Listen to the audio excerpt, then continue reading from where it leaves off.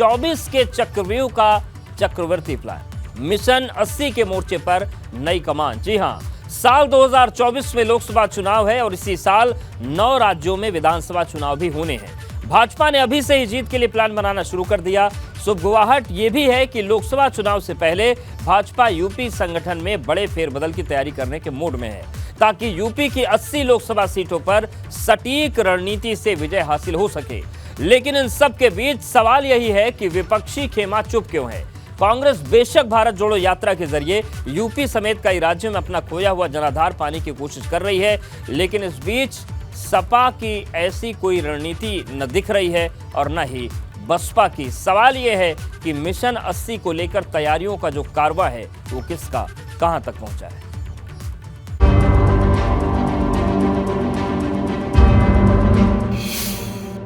दिल्ली से भाजपा की हुंकार,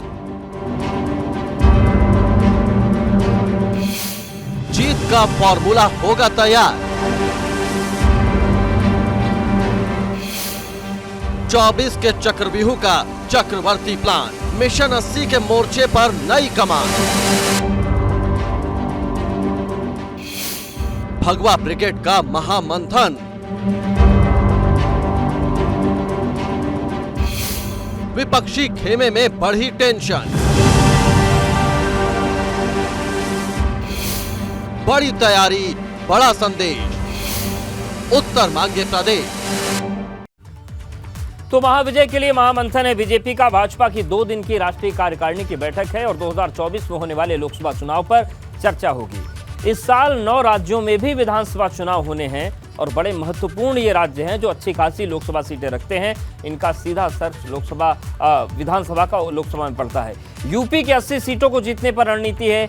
160 कमजोर लोकसभा सीटों पर भी कमल खिलाने की रणनीति बनेगी और बूथ लेवल पर संगठन विस्तार पर बातचीत है। साथ ही साथ G20 के सफल संचालन पर चर्चा है और राष्ट्रीय अध्यक्ष जेपी नड्डा के कार्यकाल पर भी फैसला संभव है। राष्ट्रीय कार्यकारिणी की बैठक से पहले पीएम मोदी का रोड शो भी है जो थोड़ी देर में शुरू होने वाला है। तो ये महामंथन पूरा होना है और चलिए अब चर्चा को आगे बढ़ाते हैं, क्योंकि उत्तर प्रदेश सबसे बड़ा फोकस है। 80 लोकसभा सीटें हैं और जो भी इन सीटों में ज़्यादा से ज़्यादा अपना हिस्सा बना पाएगा, निश्चित तौर से केंद्र में उसकी स्थिति ज़्यादा मजबूत होती है। चर्चा के लिए हम रुख करेंगे। हमारे साथ आलोक अवस्थी जी हैं, प्रवक्ता भाजपा, मनोज काका जी हैं, प्रवक्ता समाजवादी पार्टी, प्रियंका गुप्ता जी, प्रवक्ता कांग्रेस, और हमारे साथ हमारे सहयोगी अविनाश भी दिल्ली से जुड़ गए हैं, जिनसे हम अपडेट्स लेते रहेंगे। तो सबसे पहले आलोक जी आपके पास ही आ रहे हैं। ये जो मिशन 80 आप लोगों का है, संगठन विस्तार की बात भी चल रही है और वक्त भी बहुत ज़्यादा नहीं बचा है। किस तरीके से आगे बढ़ रहे हैं और क्या संगठनात्मक जो फेरबदल है उससे आपको लगता है कि 80 वाला टारगेट हासिल हो जाएगा? भारतीय जनता पार्टी लगातार अपने नेता नरेंद्र मोदी जी के नेतृत्व में संपर्क, समन्वय और संवाद की नीति के तहत जनता के साथ लगातार जुड़ाव बनाए हुए है जी। लगातार 4 चुनावों में, आम चुनावों में, चाहे वो दोनों लोकसभा के चुनाव रहे हों या दोनों विधानसभा के चुनाव रहे हों, भारतीय जनता पार्टी ने एक बड़ी लकीर खींची है और जो अन्य दल मोदी जी के विरोध में जो आते थे उनको जनता ने हाशिए पर पहुँचाया है। कारण सिर्फ यही है कि एक गरीब परिवार से आने वाला बेटा, एक पिछले जाति से आने वाला नेता, जिसने गरीबों को और पिछड़ों का जो है दल समझा और उसने गरीब कल्याण की जो नीतियां चलाई वो जन जन तक पहुंची हैं। और भारतीय जनता पार्टी के पास ईमानदार नेतृत्व है। ईमानदार नेतृत्व एक बेदाग नेतृत्व है जिसने देश की सीमा को सुरक्षित किया है, देश में एक भी आतंकवादी घटनाएँ नहीं होने दी हैं और देश का मान विश्व में बढ़ाया है। हम उस नेता के नेतृत्व में जनता के बीच में लगातार हैं और हमारी नीतियां, जो गरीब कल्याण की नीतियां हैं, वह जनता के बीच में लोकप्रिय हैं। हमने एक लाभार्थी वर्ग जो है जोड़ा है, जो तमाम धर्म, जाति, व्यवस्था से, वर्ण से ऊपर उठ करके जो है भारतीय जनता पार्टी का वोटर बना है। हम जनता के बीच में जवाबदेह पार्टी हैं। हमने सुरक्षा का वातावरण दिया है प्रदेश के अंदर, हमने देश के अंदर सुरक्षा का वातावरण दिया है, उसकी वजह से जनता हमारे साथ में है। ठीक है, जनता बाकी लोगों के पास ना नीति है ना नेता है, सिर्फ ठीक है, समझ लेते हैं। मनोज काका जी का विरोध है। बीजेपी की बात करें तो कवायदें चल रही हैं। दिल्ली में राष्ट्रीय कार्यकारिणी की बैठक है, प्रधानमंत्री का रोड शो चल रहा है, प्रधानमंत्री अलग अलग राज्यों में दौरा भी कर रहे हैं, लेकिन समाजवादी पार्टी ही मजबूती के साथ विधानसभा में नजर आई और वही पार्टी है जो यूपी में टक्कर देते हुए दिख रही है। रणनीतियों में कहीं आप लेट तो नहीं हो रहे, क्योंकि लोकसभा चुनाव बहुत बड़ा है, दायरा बहुत बड़ा है। आप लोगों की क्या तैयारियां है, क्योंकि आपको टक्कर भी देना है, वापसी भी करनी है और जो आपकी इकाई में सीटें उसको सैकड़े तक ले जाना है, तो बहुत सारी रणनीति जो चल रही है उन सब के बीच आप लोग कहां हैं? देखिए, आपने सवाल बहुत सटीक किया कि 2024 के लेकर के समाजवादी पार्टी की क्या रणनीतियां हैं। तो समाजवादी पार्टी की जो रणनीति है अब वो समग्रता के आधार पर है और समावेशी आधार पर है, और वो इस आधार पे है कि मंडल कमीशन की 40 संस्तुतियां भारतीय जनता पार्टी अभी तक लागू क्यों नहीं करी। उत्तर प्रदेश में दलितों पिछड़ों के साथ जो प्रधानमंत्री जी लगातार इस तरह के बयानात देते हैं कि मैं एक पिछड़े समाज के आता हूं, पिछड़ों का उन्होंने 69,000 शिक्षक भर्ती में 22,000 हक जब पिछड़े का उत्तर प्रदेश में खा लिया गया तो उस पर एक शब्द नहीं बोले।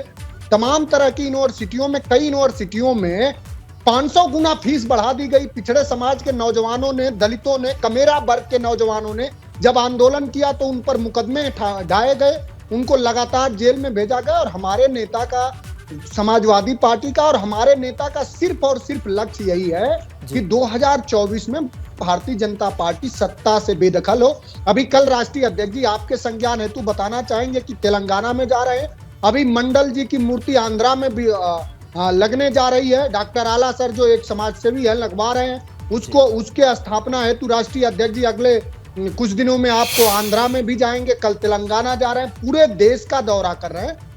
और समाजवादी पार्टी ये पूछना चाह रही है कि जो भारतीय जनता पार्टी लगातार इस तरह के सिर्फ छदम बयान देती है कि दलितों पिछड़ों का हक हम दे रहे हैं, वो दलितों पिछड़ों का हक नहीं दे रहे हैं साहब। आज अभी ऑक्सफैम की रिपोर्ट आई है, उसमें यह जग जाहिर हुआ है कि इस देश में गरीब लगातार गरीब होता चला जा रहा है, अमीर लगातार अमीर होता जा रहा है। जब 17 असिस्टेंट प्रोफेसर की Uttar Pradesh public service commission भर्ती करेगा और एक दलित को सिर्फ रखेगा, यानी 80% लोगों को आप 0.3%, 0.13% जब आरक्षण देंगे तो कैसे होगा। और ये इस उत्तर प्रदेश में लगातार देखिए पशुओं की क्या हालत है, छुट्टा पशु किसानों की। ये बड़ा महत्वपूर्ण मुद्दा मनोज जी आपने उठाया है। मैं खत्म कर रहा हूं, जो सरकार हमेशा वो कहती है कि अरे किधर आत्मनिर्भरता ढूंढूंगा आपका, 80 करोड़ लोगों के गरीबी में ढूंढूं, बेरोजगार होते नौजवानों में ढूंढूं, गड्ढे होते जवाब आलोक अवस्थी जी से लेंगे। उत्तर प्रदेश प्रियंका गुप्ता जी देखिए, मनोज जी तो स्पष्ट कर रहे हैं कि उनकी नीतियां क्या है, पिछड़ों की बात है, जो वंचित है उनकी बात है और उनके साथ आगे बढ़ रहे हैं, और जो भी हक दिलाए उसके साथ खड़ी होकर समाजवादी पार्टी लोगों को अपने से जोड़ेगी। लेकिन कांग्रेस की क्या स्थिति है, क्योंकि आपकी भारत जोड़ो यात्रा देश में तो खूब चली लेकिन यूपी के 3 जिलों को छूकर निकल गई। यूपी के लिए क्या प्लानिंग है आप लोगों? देखिए, ये प्लानिंग नहीं है, कोई चुनाव के बेसिस पे हम नहीं इस यात्रा को कर रहे हैं। हमने आपको पहले भी कहा है कि ये यात्रा जो कन्याकुमारी से लेकर कश्मीर तक जा रही है, ये लोगों और जनता की यात्रा है। ये उनकी यात्रा है जो बुजुर्ग हैं, जो आशीर्वाद दे रहे हैं इस यात्रा में आने वाले लोगों को। ये उनकी यात्रा है जो युवा हैं, जो अपनी बेरोजगारी से परेशान है। ये उन बच्चों की आत्मीयता है जो जिनकी आंखों में राहुल गांधी जी के लिए प्यार है। तो वास्तव में देखा जाए तो इन सारे सवालों का जवाब के लिए ये यात्रा एक सिर्फ सवाल है भारतीय जनता पार्टी के लिए। अभी यहाँ आलोक जी कह रहे थे कि वो लाभार्थियों की बात कर रहे थे, वो किन लाभार्थियों की बात कर रहे थे? वो 1% वो लाभार्थियों की बात कर रहे थे जिनके पास पूरे देश का 40% पैसा है, या उन लाभार्थियों की बात कर रहे हैं जिनका 10 लाख करोड़ का कर्ज माफ कर दिया गया? तो वास्तविकता ये है, जब किसान की आय दुगनी नहीं होती है तो वो सवाल पूछता है। जब किसान के लिए कांटे बिछाए जाते हैं, कीलें ठोकी जाती हैं, तब वो सवाल पूछता है। जब दिल्ली में आने से उसे रोका जाता है, तब वो सवाल पूछता है। उस युवा जो अपनी भर्तियों को लेकर सड़कों पर आता है, तब उस पर लाठी डंडे चलाए जाते हैं। उन महिलाओं की सुरक्षा का क्या, जो दिन पर दिन बदतर होती चली जा रही है? उन बच्चों का क्या, जिनका कोई भविष्य नहीं नजर आ रहा है? तो ये सारे सवाल हैं और ये 24 के इलेक्शन के सबसे बड़े मुद्दे हैं। ठीक है, मुद्दे रहेंगे। आलोक जी देखिए, सवाल आपका कांग्रेस से भी सभा से नोट कर लीजिएगा, आप आपके पास आएंगे। अविनाश का रुख कर लेते हैं, दिल्ली से हमारे साथ बने हुए। अविनाश, जो वहां पर पूरा माहौल है, थोड़ी देर में प्रधानमंत्री की जो यात्रा है वो शुरू होने वाली है, उनका रोड शो होने वाला है। आप इस वक्त कहां पर हैं, क्या हो रहा है और क्या प्लानिंग है पूरी आज?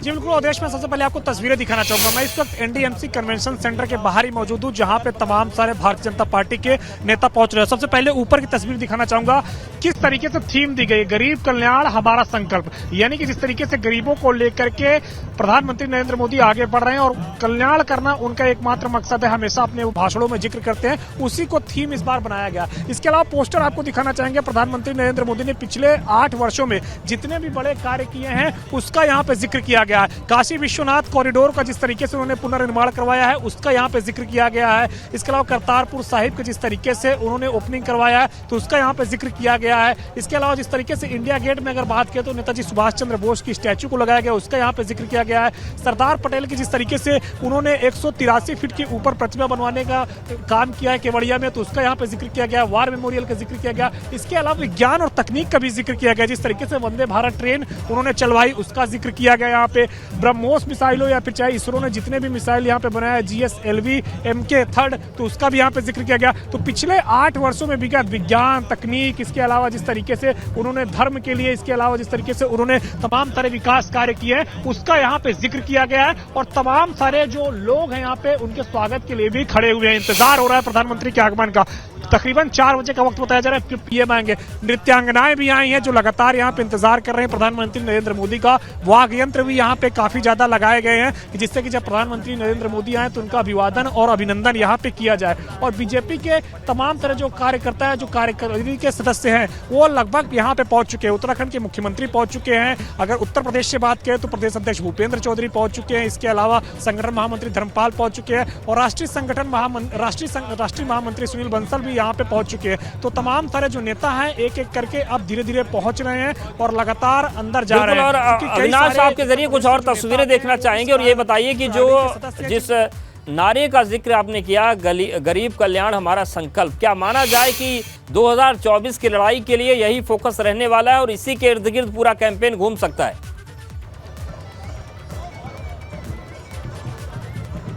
जी बिल्कुल अवधेश, तस्वीरें आपको दिखाते रहेंगे और बताएंगे भी जिस तरीके से गरीब कल्याण संकल्प हमारा है। और इसी के मद्देनजर प्रधानमंत्री नरेंद्र मोदी एक बार फिर से 2024 के चुनाव में जाने की तैयारी कर रहे हैं। चूंकि अगर बात करें तो आप हिंदुस्तान के लोकतंत्र के इतिहास पढ़ेंगे तो केवल पंडित जवाहरलाल नेहरू ही एकमात्र ऐसे नेता रहे जिनके चेहरे पर कांग्रेस पार्टी लगातार 3 बार लोकसभा चुनाव जीती है, 1952 का, 57 का, 62 का। उसके बाद कोई भी हिंदुस्तान का ऐसा नेता नहीं हुआ जो अपने चेहरे पर लगातार 3 बार अपनी पार्टी को चुनाव जिता सके। प्रधानमंत्री नरेंद्र मोदी 2 बार अपनी पार्टी को अपने चेहरे के बलबूते चुनाव जिता चुके हैं, 2014 का, 2019 का। अब वो 2024 की ओर निगाहें हैं उनकी। अगर वो ऐसा करते तो जाहिर तौर से बात है कि पंडित नेहरू के उस रिकॉर्ड की बराबरी करेंगे। और यहाँ पे गरीबों की जो कल्याण की योजनाएं हैं उसका भी जिक्र होगा, चूंकि प्रधानमंत्री के हर बात पे गरीब फोकस में होते हैं। गरीब को किस तरीके से सेंटर में रखा जाए, उनके उत्थान के लिए किस तरीके से काम किया जाए, ये बिल्कुल, यानी गरीब कल्याण की बात है। अविनाश बने रही हमारे साथ।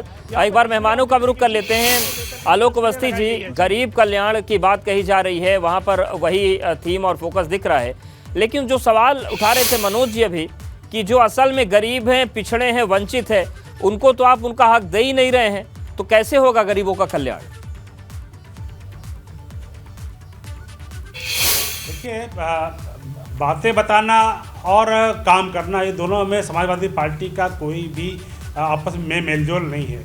5 वर्ष तो अखिलेश यादव जी को भी मिले थे ना। आप ढूंढे, अखिलेश यादव जी ने क्या किया? 5 भर्ती बोर्ड, 5। अरे देखिए अवधेश जी, मैं बोल सकता हूँ मनोज जी सुन लेते हैं, मनोज जी आपके पास ही आएंगे एक बार। अवधेश जी, मनोज जी उनको बोल देते हैं, आलोक जी से जवाब तो ले लीजिए। तो सभ्यता का परिचय देंगे। ये जो मनोज जी आएंगे आपके पास। मनोज जी सुन लीजिए थोड़ा आलोक जी को, फिर आते हैं। सुनिए तो जवाब तो ले लीजिए मनोज जी। मैं बता रहा हूँ।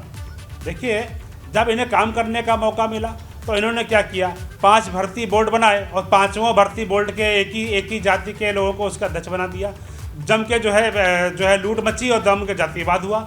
माननीय उच्च न्यायालय ने भंग कर दिया इनके सारे भर्ती बोर्डों को और एक भर्ती बोर्ड के अध्यक्ष अनिल यादव के खिलाफ CBI इंक्वायरी करी।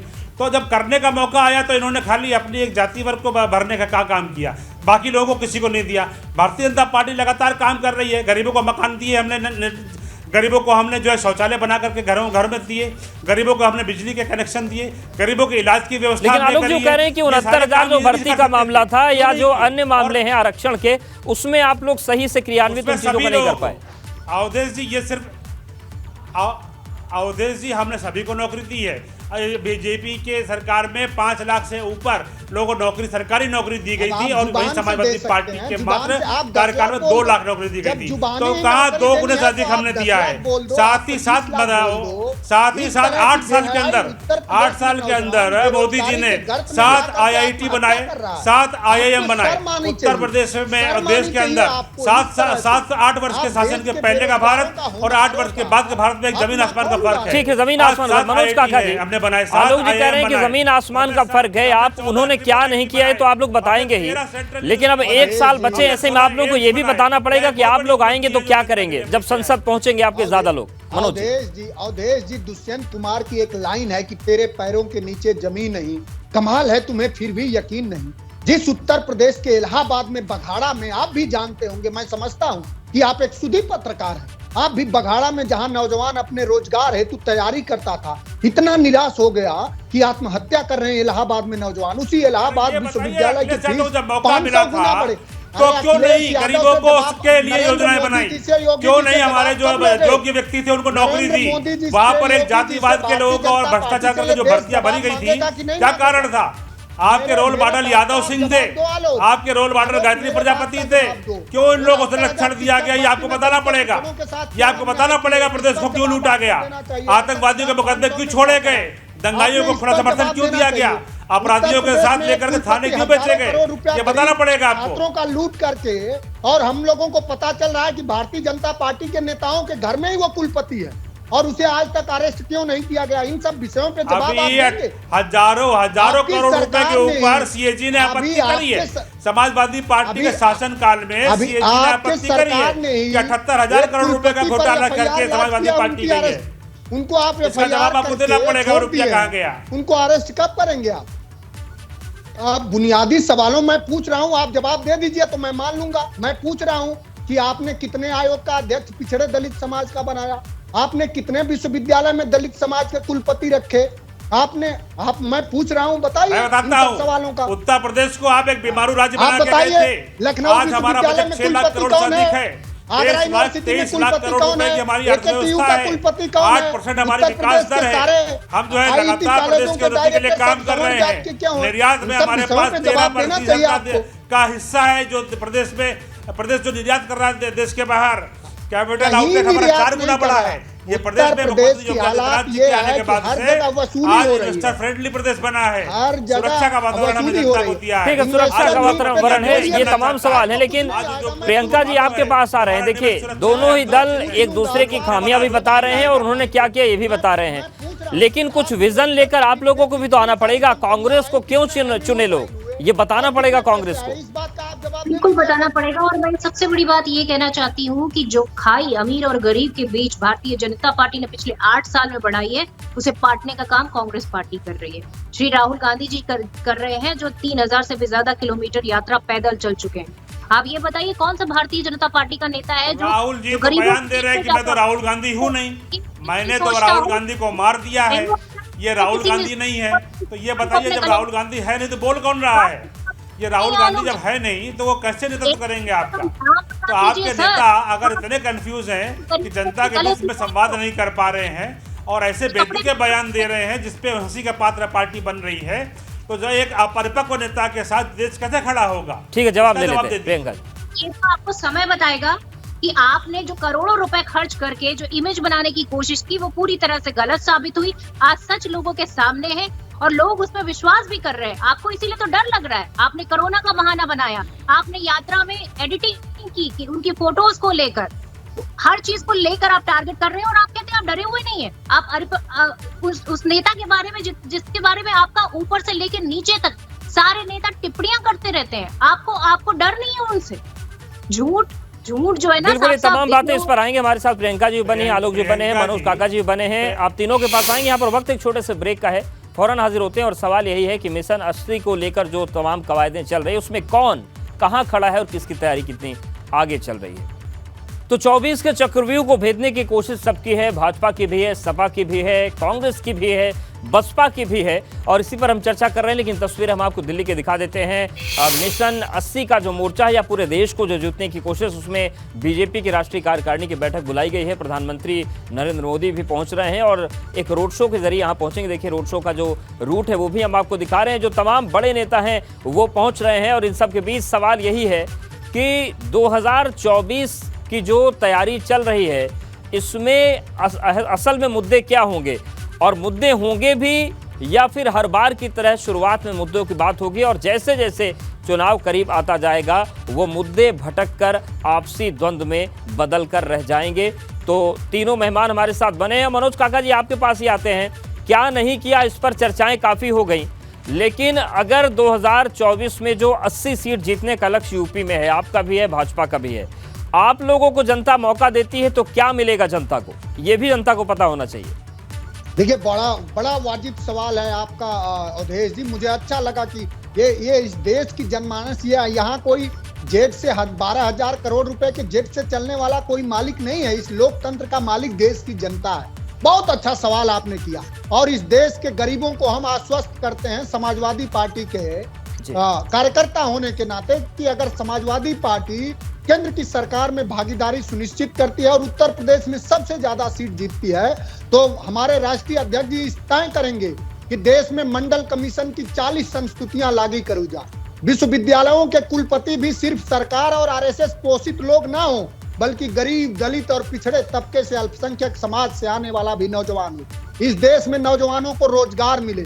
अग्निवीर आम आदमी के बच्चों को फौज में जो देश के सेवा हेतु अपने जीवन को कुर्बान करने हेतु समर्पण करते हैं, उनको अग्निवीर न बनाया जाए, उनको सैनिक बनाया जाए। समाजवादी पार्टी ये सुनिश्चित करेगी कि माताओं बहनों की भी आर्थिक, सामाजिक, शैक्षणिक रूप से अच्छी खासी भागीदारी हो और समाजवादी पार्टी ये सुनिश्चित करेगी कि नौजवान को 5 किलो राशन दे करके उसका भविष्य बर्बाद न करके उसको बल्कि लैपटॉप दे करके उसको आधुनिक बना करके इस देश के सशक्तिकरण का मार्ग प्रशस्त हो। राष्ट्रीय अध्यक्ष जी ऐसा सोचते हैं। अखिलेश यादव 5 किलो राशन नहीं देते हैं, 50,000 का लैपटॉप देते हैं, करोड़ों का एक्सप्रेसवे देते हैं, लोगों को सबल बनाते हैं, माताओं बहनों बेटियों को कन्या विद्या धन देते हैं। हर वर्ग के लोग इस देश के विकास में कैसे समावेशी रूप से भागीदारी कैसे सुनिश्चित हो, जो बाबा साहब का सपना, जो डॉक्टर लोहिया का सपना, जो तमाम हमारे जो कुर्बानी दिए हैं लोकतंत्र के लिए सेनानी, उनका सपना कैसे साकार हो। संपूर्ण अगर प्रयास और संपूर्ण रास्ता कोई प्रशस्त करेगा तो अखिलेश यादव जी प्रशस्त करेंगे। इस देश का नौजवान, गरीब, मजदूर, किसान सब जान रहा है। ठीक है, आलोक अवस्थी जी, उन्होंने देखिए अपना स्पष्ट कर दिया कि उन्हें अगर जनता मौका देती है तो क्या क्या करेंगे। अब आप भी बता दीजिए, क्योंकि उन्होंने अपना स्पष्टता से बता दिया कि क्या उनका विजन है और किस तरीके। फोन कट गया है। आप बोलिए अवस्थी जी, अगर आप सुन पा रहे हैं आप बोलना जारी रख सकते हैं, आपकी आवाज हमें मिल रही है। ठीक, आलोक अवस्थी जी आपके पास आएंगे संपर्क करके। आलोक अवस्थी जी से पूछ लीजिए अवधेश जी कि उत्तर प्रदेश के विश्वविद्यालयों में दलितों, पिछड़ों को हाशिए पे क्यों रखा गया। ठीक है मनोज जी, जैसे उनका फोन कनेक्ट होता है मैं यही सवाल पूछूंगा। 24 के चक्रवर्ती प्लान की बात कर रहे हैं और दिल्ली की हम तस्वीरें आपको दिखा रहे। चलिए सीधे रुक करते हैं दिल्ली का ही, जहां पर जो तमाम बड़े नेता हैं उनके पहुंचने का क्रम जारी है। रक्षा मंत्री राजनाथ सिंह भी पहुंच गए राष्ट्रीय कार्यकारिणी की बैठक में। आप देखिए तस्वीरें हम आपको दिखा रहे हैं। थोड़ी देर पहले राष्ट्रीय अध्यक्ष भी पहुंच गए थे और कई राज्यों के मुख्यमंत्री भी पहुंच रहे हैं और नेताओं के पहुंचने का सिलसिला लगातार जारी है। तो देखिए तस्वीर अब हम आपको दिखा रहे हैं। रक्षा मंत्री राजनाथ सिंह भी जो बैठक है उसमें शामिल होने के लिए पहुंच चुके हैं और प्रधानमंत्री एक रोड शो के जरिए पहुंचेंगे। देखिए जो हम तस्वीर आपको दिखा रहे हैं, मोदी का जो मेगा रोड शो है वो कैसे आगे बढ़ेगा। पटेल चौक से ये रोड शो की शुरुआत होगी, उसके बाद संसद मार्ग पहुंचेगी और ये देखिए अभिवादन कर रहे हैं राजनाथ सिंह इस वक्त वहां पर मौजूद लोगों का, मीडिया का। जय सिंह रोड, उसके बाद काफिला पहुंचेगा रोड शो का और संसद मार्ग होते हुए जो काफिला है वो पहुंचेगा भाजपा कार्यालय। और ये देखिए जो NDMC कन्वेंशन सेंटर है वहां पर इस वक्त जो राष्ट्रीय कार्यकारिणी की बैठक होनी है, विपक्ष भी इस पर निगाहें बनाए हुए है। सत्ता पक्ष की अपनी अलग मिशन और विजन है, तीसरी बार सत्ता में आना है और उसी चक्रवर्ती प्लान के मद्देनज़र उत्तर प्रदेश की जो सभी 80 सीटें हैं उनको जीतने पर फोकस है। बीते दिनों अमित शाह भी पहुंचे थे उत्तर प्रदेश के दौरे पर और लगातार दौरों का सिलसिला जारी है। चाहे हम तोहफों की बात करें जिनको चुनाव से जोड़ के देखा जाता है, उनके भी क्रम चल रहे हैं। और अगर हम विपक्ष के नेता अखिलेश यादव की बात करें तो उनकी भी लगातार उनके दौरे चल रहे हैं, चाहे वो दक्षिण के बड़े नेता उनसे मिलने का सिलसिला हो या उनका दक्षिण में जाने का प्लान हो, वो तस्वीरें भी लगातार बन रही। और देखिए मध्य प्रदेश के मुख्यमंत्री शिवराज सिंह चौहान भी कार्यकारिणी की बैठक में शामिल होने के लिए पहुंच गए हैं। तो मध्य प्रदेश के सीएम शिवराज सिंह चौहान और देखिए केंद्रीय मंत्री जितेंद्र सिंह आपको दिख रहे हैं और राष्ट्रीय अध्यक्ष जेपी नड्डा थोड़ी देर पहले पहुंच चुके हैं। दूसरी तस्वीर आप देखिए, उत्तराखंड के मुख्यमंत्री पुष्कर सिंह धामी आपको नजर आ रहे हैं और उत्तराखंड के जो प्रभारी हैं दुष्यंत गौतम वो दिख रहे हैं। तो तैयारियां पूरी हैं, प्रधानमंत्री का इंतजार है और इन सब के बीच भाजपा की हुंकार है। लेकिन सवाल यह है कि जीत का फॉर्मूला क्या होगा और विपक्ष किस तरीके से इस रणनीति को चुनौती देगा, उस पर भी निगाहें बनी है। मेहमान भी हमारे साथ लगातार बने हुए हैं, उनका भी रुख कर लेते हैं। हमारे साथ आलोक अवस्थी जी हैं, मनोज काका जी हैं, उनके पास जाएंगे। लेकिन आप ये देखिए, दो तस्वीरें हम आपको दिखा रहे हैं और दिल्ली में आज काफ़ी रूट को डाइवर्ट किया गया है प्रधानमंत्री के रोड शो के मद्देनज़र। महाविजय पर महामंथन है, लेकिन विपक्ष को क्या ये मंथन टेंशन दे पाएगा, क्योंकि विपक्ष की अपनी रणनीतियाँ हैं। विपक्ष भी अपनी ताकत के साथ जवाब देने में जुटा हुआ है, क्योंकि विपक्ष के अपने कुछ एडवांटेज होते हैं, चाहे वो एंटी इनकम्बेंसी की बात हो, चाहे योजनाओं के ठीक से ज़मीन तक न पहुंच पाने की बात हो। ये तमाम चीज़ें हैं जिसको लेकर अपनी अपनी रणनीति में लगे हुए हैं नेता। और इन सब के बीच जो राष्ट्रीय कार्यकारिणी की बैठक है भाजपा की, वो इस वक्त शुरू होने वाली है थोड़ी देर में और प्रधानमंत्री भी पहुंचेंगे। जो बड़े नेता हैं उनके पहुंचने का क्रम लगातार जारी है।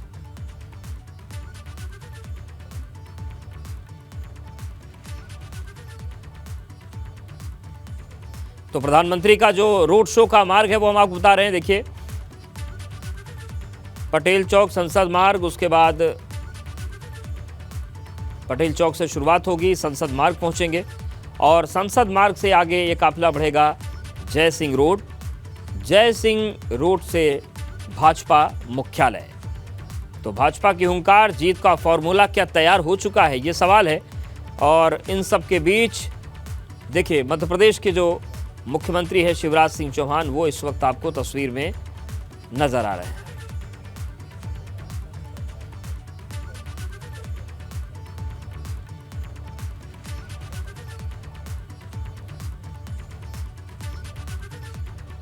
तो दो तस्वीरें हम आपको दिखा रहे हैं और अब देखिए उत्तर प्रदेश के मुख्यमंत्री योगी आदित्यनाथ भी पहुंच गए हैं, उनकी तस्वीर हम आपको दिखा रहे हैं। तो यूपी के सीएम योगी आदित्यनाथ पहुंच गए हैं और राष्ट्रीय कार्यकारिणी की बैठक में शामिल होने के लिए तो मुख्यमंत्रियों का पहुंचने का सिलसिला शुरू है। पहले उत्तराखंड के सीएम पहुंचे थे, फिर उसके बाद मध्य प्रदेश के पहुंचे, आसाम के पहुंचे हेमंत बिस्व शर्मा और देखिए मुख्यमंत्री योगी आदित्यनाथ भी अब पहुंच गए हैं एबीपी गंगा पर।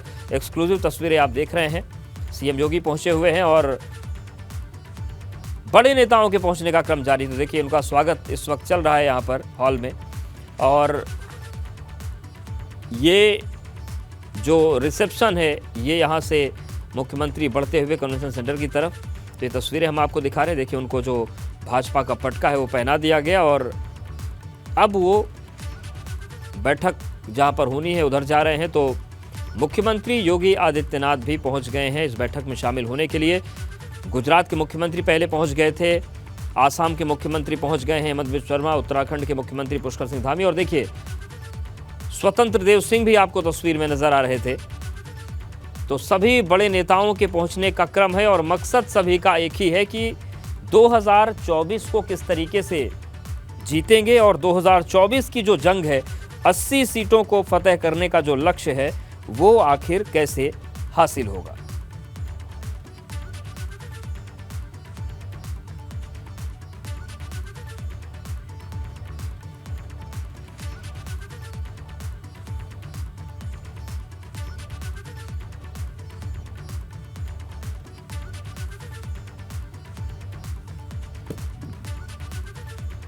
तो ये तस्वीरें आपको दिखा रहे, देखिए 2 तस्वीरें आपके सामने हैं। जो बड़े नेता हैं उनके पहुंचने का क्रम लगातार जारी है और मिशन 80 का जो मोर्चा है वो बनाने के प्रयास चल रहे हैं। तो भाजपा की हुंकार 2024 को लेकर कैसे होगी, इस पर पूरी रणनीति बनेगी। और अविनाश का रुख कर लेते हैं। अविनाश, अब आप भी इन तस्वीरों को बताइए, समझाइए क्या हो रहा है, कौन लोग पहुंच रहे हैं, कौन पहुंच चुके हैं और पूरा आज का जो टाइमलाइन है वो क्या है। देखिए, सबसे पहले सीधी तस्वीरें आपको मिल रही होगी। इस वक्त मुख्यमंत्री योगी आदित्यनाथ पहुंचे हैं। उनके साथ अगर बात करें तो प्रदेश के जल शक्ति मंत्री पूर्व प्रदेश अध्यक्ष स्वतंत्र देव सिंह भी मौजूद हैं। वो दोनों अब अगर बात करें तो अंदर एनडीएमसी कन्वेंशन सेंटर में जाने वाले हैं, क्योंकि बीजेपी इस कार्यकारिणी के जरिए एक तो गरीबों तक पहुंचने का संकल्प ले रही है कि 2024 से पहले सभी गरीबों तक भारतीय जनता पार्टी के कार्यकर्ताओं को पहुंचना है, संगठन को पहुंचना है और उनको केंद्र सरकार की जो लाभान्वित योजना है उसके बारे में बताना है। जो लाभकारी योजनाएं हैं उससे उनको लाभान्वित करवाना है। तो पहला मकसद यही है और इसीलिए इस बार की कार्यकारिणी का जो थीम रखा गया है वो रखा गया है गरीब कल्याण संकल्प आहारा, क्योंकि प्रधानमंत्री नरेंद्र मोदी की एक कोशिश है कि ये संदेश दिया जाए कि गरीबों के साथ और उनके उत्थान के लिए भारतीय जनता पार्टी खड़ी है और कार्य कर रही है। और इसी वजह से आज दिल्ली में जब ये राष्ट्रीय कार्यकारिणी की बैठक हो रही है तो यही एक थीम दिया गया है, क्योंकि हिंदुस्तान में अगर बात करें तो अभी भी बहुत सारी जनसंख्या जो गरीबी रेखा से नीचे रहती है या कहीं जो अपर मिडिल क्लास को छोड़ करके लोअर मिडिल क्लास है वो भी कहीं ना कहीं तमाम दिक्कतों का सामना करती है। तो उन तमाम सारे मतदाताओं को साधने की कोशिश है और उनको कैसे साधा जाए, इस कड़ी में बीजेपी अब आगे बढ़ने का विचार कर रही है। इस बीच जैसे मैं आपको बातचीत कर रहा हूँ उसी बीच में अगर बात करें तो केंद्रीय सड़क परिवहन मंत्री नितिन गडकरी भी पहुंच चुके हैं। तो एक एक करके तमाम दिग्गज पहुंच रहे हैं बीजेपी की राष्ट्रीय कार्यकारिणी की बैठक में। उत्तर प्रदेश के अगर मैं नेताओं की बात करूं जो अब तक पहुंच चुके हैं उनके एक एक करके मैं नाम लेता हूं। उनमें सबसे प्रमुख नाम है मुख्यमंत्री योगी आदित्यनाथ, वो पहुंच चुके हैं। केंद्रीय जल शक्ति मंत्री स्वतंत्र देव सिंह पहुंच चुके हैं और इसी बीच में अगर बात करें तो गृह मंत्री अमित शाह भी आ चुके हैं। गृह मंत्री अमित शाह भी पहुंच चुके हैं राष्ट्रीय कार्यकारिणी की बैठक में शामिल होने के लिए। तस्वीरें आप दिखा रहे होंगे दर्शकों को। गृह मंत्री अमित शाह के साथ अगर बात करें तो बीजेपी के राष्ट्रीय महामंत्री तरुण चुग भी हैं, बीजेपी के राष्ट्रीय मीडिया प्रभारी अनिल बलूनी भी हैं और गृह मंत्री अमित शाह अब अगर बात करें तो यहाँ पे तमाम सारे लोगों का अभिवादन स्वीकार कर रहे हैं, मीडिया कर्मियों का अभिवादन स्वीकार कर रहे हैं और अब गृह मंत्री अमित शाह अंदर प्रवेश कर रहे हैं एनडीएमसी कन्वेंशन सेंटर के। तो मैं जिक्र कर रहा था उत्तर प्रदेश के नेताओं का जो यहाँ पे अब तक पहुंच चुके हैं। उनमें मुख्यमंत्री योगी आदित्यनाथ है, मथुरा से सांसद अगर बात करें तो हेमा मालिनी है, केंद्रीय राज्य मंत्री वी एल वर्मा है जो कि उत्तर प्रदेश के राज्यसभा सांसद हैं। इसके अलावा जनरल वीके सिंह जो कि गाजियाबाद से सांसद हैं, फतेहपुर सीकरी से सांसद है राजकुमार चाहर, भारतीय किसान मोर्चा के राष्ट्रीय अध्यक्ष हैं, वो भी पहुंच चुके हैं। इसके अलावा झांसी से सांसद है अनुराग शर्मा, वो भी पहुंच चुके हैं। पूर्व संगठन मंत्री उत्तर प्रदेश के और इस वक्त राष्ट्रीय महामंत्री सुनील बंसल वो भी पहुंच चुके हैं। प्रदेश अध्यक्ष भूपेंद्र चौधरी पहुंच चुके हैं। प्रदेश के संगठन महामंत्री धर्मपाल सिंह पहुंच चुके हैं। रेखा वर्मा जो कि राष्ट्रीय उपाध्यक्ष हैं और धरौरा से सांसद है वो भी पहुंच चुकी हैं। इसके अलावा अगर बात करें तो बीजेपी के कौशाम्बी से लोकसभा सांसद और राष्ट्रीय सचिव विनोद सोनकर वो भी पहुंच चुके हैं। तो उत्तर प्रदेश के ये तमाम सारे बड़े नाम है या कई चेहरे हैं जो अब तक पहुंच चुके हैं। उप मुख्यमंत्री केशव प्रसाद मौर्य भी पहुंच चुके हैं। मंथन सभी के साथ होगा कि 2024 में कैसे आगे बढ़े। अगर इतिहास को आप देखिए अवधेश तो पंडित जवाहरलाल नेहरू जब देश आजाद हुआ था तो देश के प्रथम प्रधानमंत्री बने थे और 1951-52 में पहला लोकसभा चुनाव इस देश के लोकतंत्र में हुआ था और तब से लेकर के अब तक के इतिहास में पंडित नेहरू ही एकमात्र ऐसे नेता है जिनके चेहरे पर कोई पार्टी लगातार 3 लोकसभा चुनाव जीत सकी है। पंडित नेहरू 52 का चुनाव जीते थे, 57 का चुनाव जीते थे, 62 का चुनाव जीते थे। कांग्रेस पार्टी ने पंडित नेहरू के ही चेहरे पर वो चुनाव लड़ा था। उसके बाद अगर बात की तो ये करिश्मा दोहराने का जो संकल्प है कहिए जो करिश्मा को अर्जित करने का जो निर्णय है वो भारतीय जनता पार्टी करने की ओर आगे बढ़ रही है, क्योंकि उसके बाद जितने भी देश के प्रधानमंत्री हुए हैं वो कभी भी अपने चेहरे पे अपनी पार्टी को 3 बार लगातार लोकसभा चुनाव नहीं जितवा सके। मनमोहन सिंह 2 बार जरूर देश के प्रधानमंत्री रहे, इंदिरा गांधी 3 बार रहे, लेकिन वो लगातार टेन्योर में नहीं रहे, बीच में उनको हार का सामना करना पड़ा है। मनमोहन सिंह लगातार 2 बार जरूर रहे लेकिन तीसरी बार उन्हें भी हार का सामना करना पड़ा है। ऐसे में प्रधानमंत्री नरेंद्र मोदी के चेहरे पर बीजेपी 2 बार लोकसभा का चुनाव जीत चुकी है, 2014 का, 2019 का। 2024 में एक बार फिर से प्रधानमंत्री नरेंद्र मोदी का चेहरा सामने होगा तो उस करिश्मे को दोहराने की बीजेपी के पास कहीं न कहीं मौका होगा जो पंडित नेहरू के नेतृत्व में कांग्रेस ने दोहराया था। बीजेपी अब आगे बढ़ रही है। किस तरीके से बड़े काम किए गए हैं प्रधानमंत्री नरेंद्र मोदी की ओर से उसका भी जिक्र 2024 के लोकसभा चुनाव से जनता के बीच में खासतौर से बीते 8 वर्षों से कई कल्याणकारी योजनाएं चाहिए, चाहे अगर बात करें गरीब को घर देने का काम, अनाज देने का काम, इसके साथ साथ रोजगार को लेकर के जो तमाम सारे विकास कार्य किए हैं इसको भी दिलवाने का जिक्र किया जाएगा। इसके साथ अगर बात करें तो राष्ट्रीय कार्यकारिणी आज कई सारे प्रमुख केंद्रों की तस्वीर भी लगाई गई है। करतारपुर कॉरिडोर की तस्वीर लगाई गई है, क्योंकि जिस तरीके से सिखों के लिए सबसे बड़े कहीं न कहीं गुरु नानक के दर्शन के लिए या कहीं गुरु नानक के जो वहाँ पे गुरुद्वारा है वहाँ तक पहुँचने के लिए उसके लिए करतारपुर कॉरिडोर का निर्माण करवाया गया था। उसकी ओपनिंग प्रधानमंत्री नरेंद्र मोदी ने की थी। तो सिखों के लिए भी एक बड़ा वो धार्मिक पर्व है, तो वहाँ तक पहुँचने के लिए जिस तरीके से उनके लिए कार्य किया गया उसका यहाँ पे जिक्र किया गया है। इसके साथ साथ अगर बात करें तो काशी विश्वनाथ कॉरिडोर की भी तस्वीर यहाँ पे लगाई है, किस तरीके से काशी विश्वनाथ मंदिर का पुनरुद्धार किया गया, पुनर्निर्माण किया गया है, काशी विश्वनाथ कॉरिडोर बनवाया गया। इस तरीके से इंडिया गेट में सुभाष चंद्र बोस की प्रतिमा को वहाँ पे लगाया गया, उसका भी जिक्र यहाँ पे किया गया है। और सरदार पटेल की सबसे ऊंची मूर्ति केवड़िया गुजरात में जिस तरीके से स्थापित करने का कार्य किया गया है उसका भी यहाँ पे जिक्र किया गया है। और जो यहाँ पे अगर बात करें तो इंडिया गेट के पास ही जिस तरीके से शहीद स्मारक बनाया गया है उसका भी यहाँ पे जिक्र किया गया है। ये तमाम सारे वो कार्य हैं जो राष्ट्र के लिए किए गए हैं, उन कार्यों को भी यहाँ पे जिक्र किया गया। विज्ञान के क्षेत्र का भी जिक्र किया गया, क्योंकि वंदे भारत ट्रेन प्रधानमंत्री नरेंद्र मोदी के प्रधानमंत्री बनने के बाद ही चली, क्योंकि सबसे ज्यादा तेज गति से चलने वाली ट्रेन भारत की, तो उसका भी यहाँ पे जिक्र किया। और इस बीच अगर बात करें तो हरियाणा के मुख्यमंत्री मनोहर लाल खट्टर भी एनडीएमसी कन्वेंशन सेंटर पहुंच चुके हैं, क्योंकि हरियाणा की 10 की 10 लोकसभा सीट भारतीय जनता पार्टी के पास है इस वक्त। तो एक बार फिर से वहाँ पे इसको टारगेट करने की कोशिश होगी, क्योंकि बीजेपी इस तरीके से उत्तर प्रदेश के अंदर 80 में से 80 लोकसभा सीट जीतने का लक्ष्य रखी है। तमाम सारे ऐसे राज्य पूरी लोकसभा सीट जीतने का लक्ष्य रख रही है।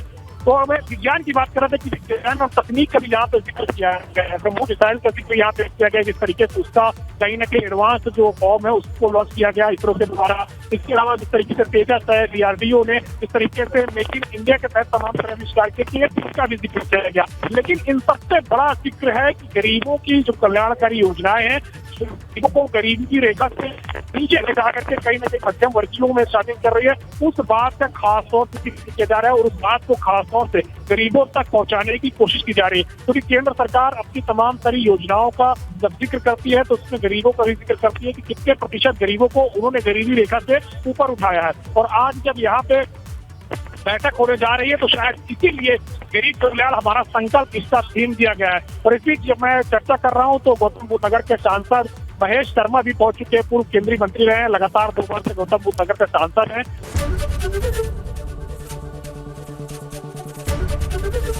ABP गंगा, खबर आपकी, जुबान आपकी।